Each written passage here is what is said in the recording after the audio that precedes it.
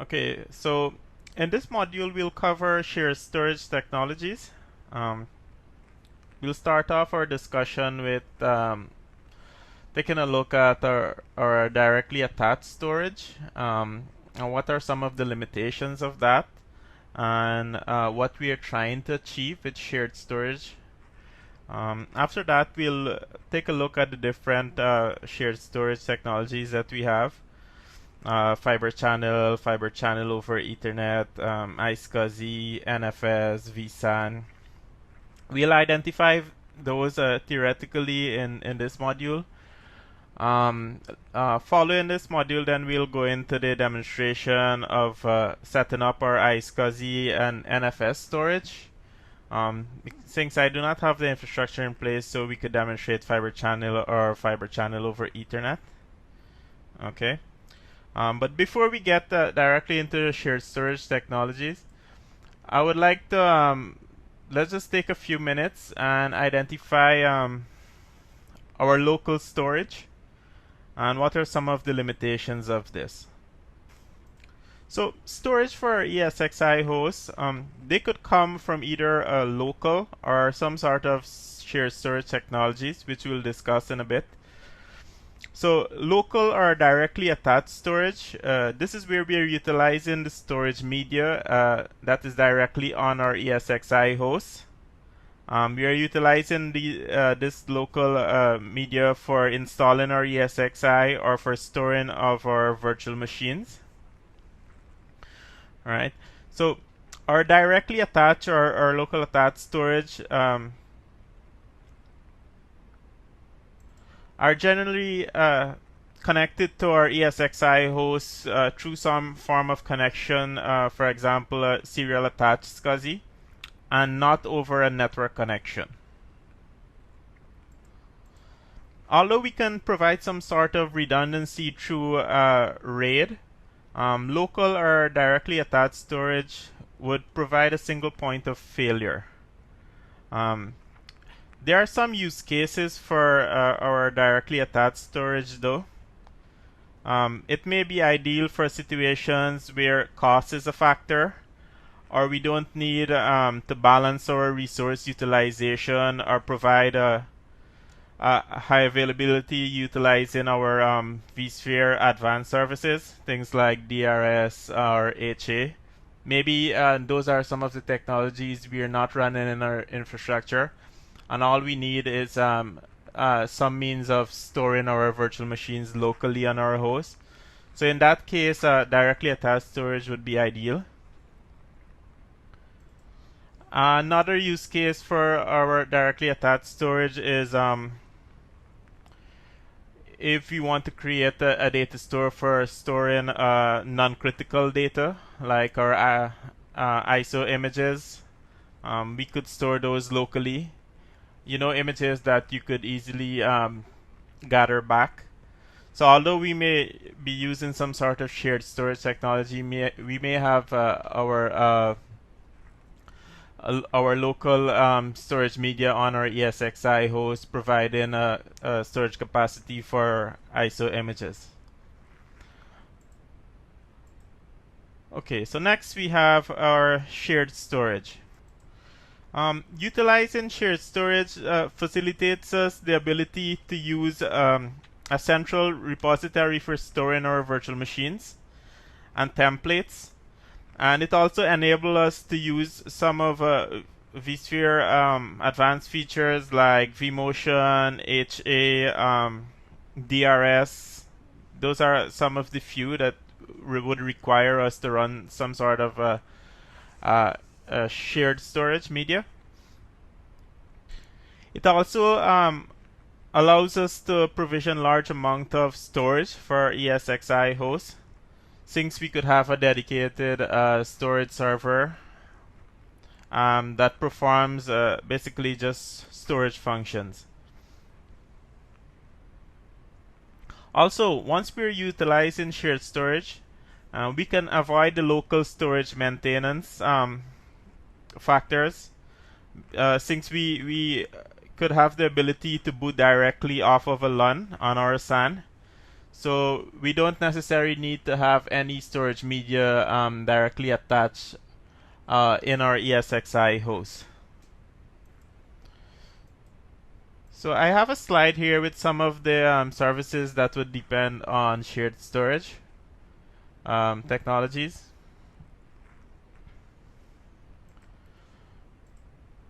Here we have a couple different shared storage technologies that are available to us in ESXi. We could configure a fiber channel. We could configure a fiber channel over Ethernet storage. We could configure iSCSI and NFS storage. For our purposes in this course, we'll be dealing mostly with iSCSI and NFS. We'll demonstrate setting up of this. I'll also take some time to go through how we could set up iSCSI target and our NAS for NFS share. So if you guys want, you could set that up in your lab environment to practice some of the things that we will be demonstrating. So we'll have a separate module where we'll go through setting up these here. So let's move on from here. Let's just recall our virtual machine. All they see for storage are virtual disks attached on a SCSI controller. Okay. And all we're doing when we're utilizing some form of shared storage media is we're encapsulating that SCSI traffic over some connection. All right. So fiber channel, it basically utilizes the fiber channel protocol to move SCSI traffic from our VM to fiber channel SAN. So basically we would have our ESXi host with a host bus adapter. This is a dedicated adapter for fiber channel. So this would connect to our fiber channel switch, which in turn would be connected to our fiber channel SAN. And all of this would be independent of our regular Ethernet network in our ESXi host. Okay, so this would be a dedicated network or connection for storage. The primary disadvantage of implemented fiber channel system would be cost. Since we'll need to procure additional hardware like the fiber channel switch, the specialized host bus adapter in our ESXi host. Okay.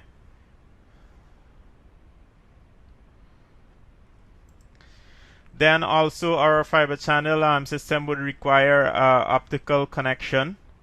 We could also use copper media for connections. But basically optical technologies would typically provide a higher bandwidth, a lower latency. So basically we could push upwards of 16 gigabits per second on a fiber channel network.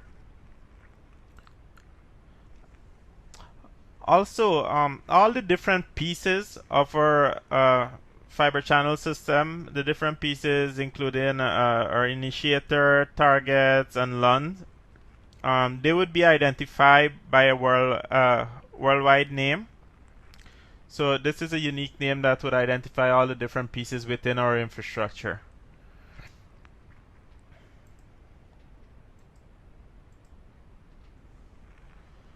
Next, we have our fiber channel over Ethernet. Okay, so this is where we are encapsulating, or we're taking fiber channel frames and we are encapsulating it to be sent over our regular Ethernet network. Typically, we would use 10 gigs and higher network when we are running fiber channel over Ethernet. And we would require a converged network adapter or a supported network adapter in our ESXi host.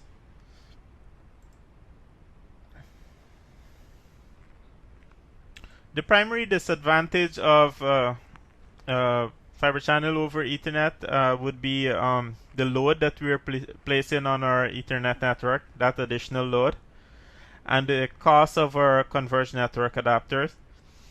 That's the primary disadvantages.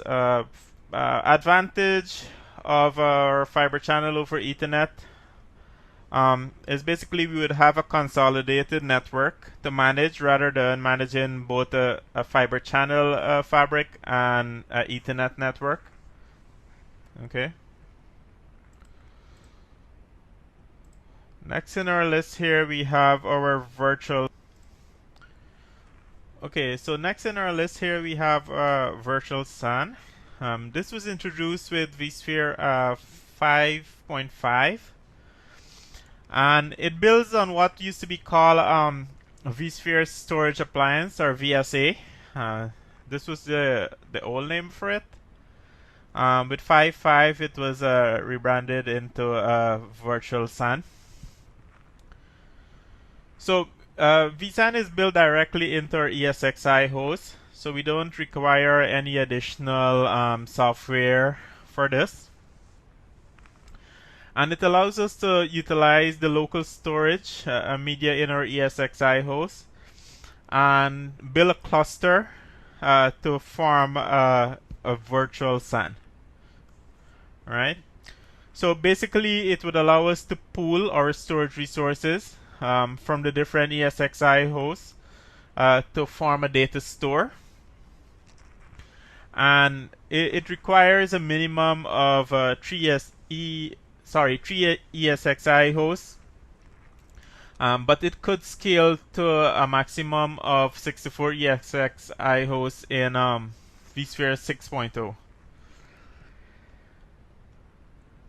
So, to aid in the performance, each host that is part of the vSAN would require some sort of solid-state storage media for caching purposes. Alright, so maybe you have a RAID 5 array in each one of your ESXi hosts, but you would also require at least one solid-state disk for caching. We could also, what we could do with vSphere 6.0 is also create an all solid-state storage virtual SAN. So all of our media, including those for caching and that would actually store a virtual machine in our ESXi host, all of that could be solid-state storage. So let's say we decided to deploy a hybrid solution. So meaning we're utilizing our standard hard disk drive and our solid-state for caching. We'll have to keep in mind that the SSD deployed in that host, it would be used only for a caching. So that capacity of your SSD drive, you cannot use that for the storing of your virtual machines or ISO images.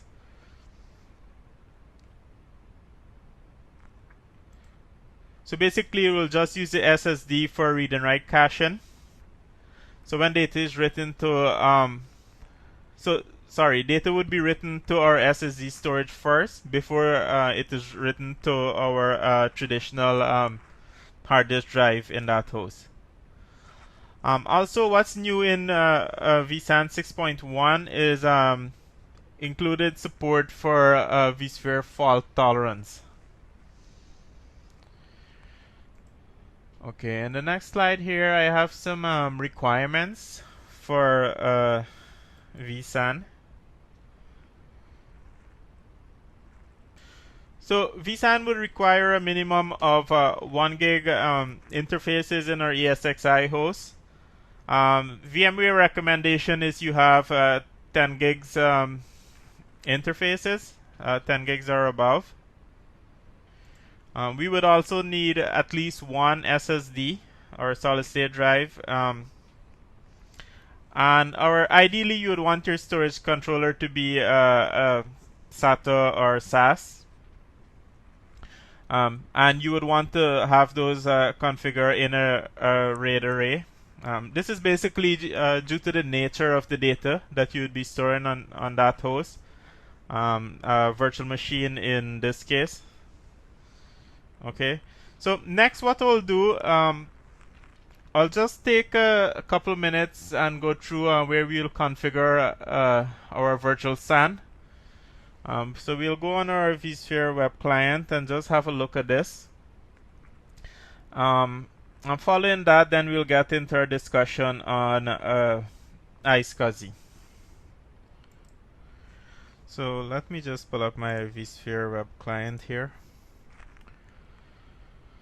I do not have the capacity to create a virtual SAN, but we'll go through the different steps that we'll need. Okay. So firstly, you would want to go to your tree host, or let's just take a step back. You would want to ensure firstly that you have solid state storage on all three of your hosts and some sort of hard disk storage capacity too on those hosts.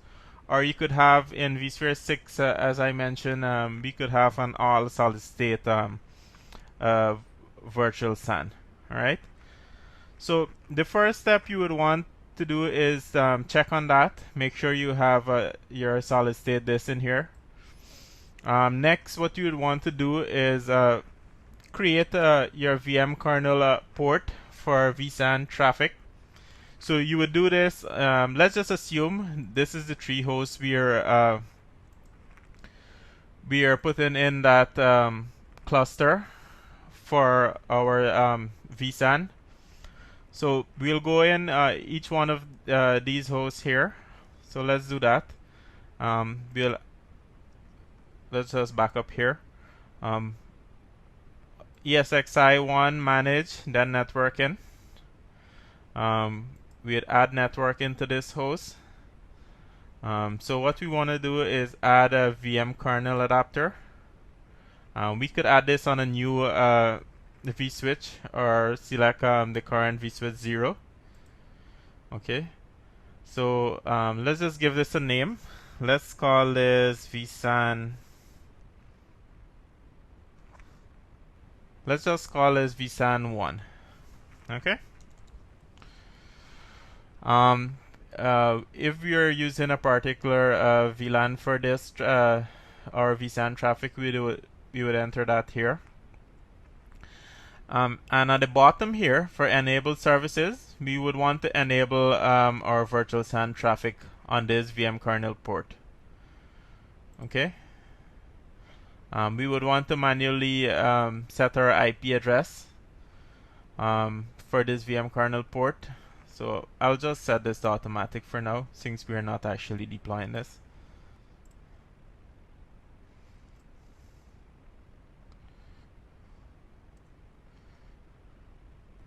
Okay, so here is the adapter that we just created, vSAN 1. Okay, so what we'll do is go on each one of our ESXi hosts and create this VM kernel adapter. So on host 2, we'll do the same thing. Host 3, we'll go ahead and do the same. Alright, so once we have this VM kernel port configured on all three of our ESXi hosts, the next thing we'll want to do is to create a cluster. If we don't already have a cluster, if you already have one, we'll edit the settings for that cluster. In that case here, we'll right click the cluster, then go into settings.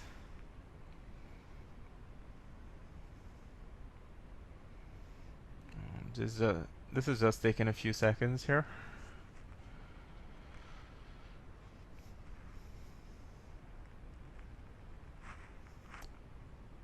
My system is running near capacity here, so it will respond a bit slow.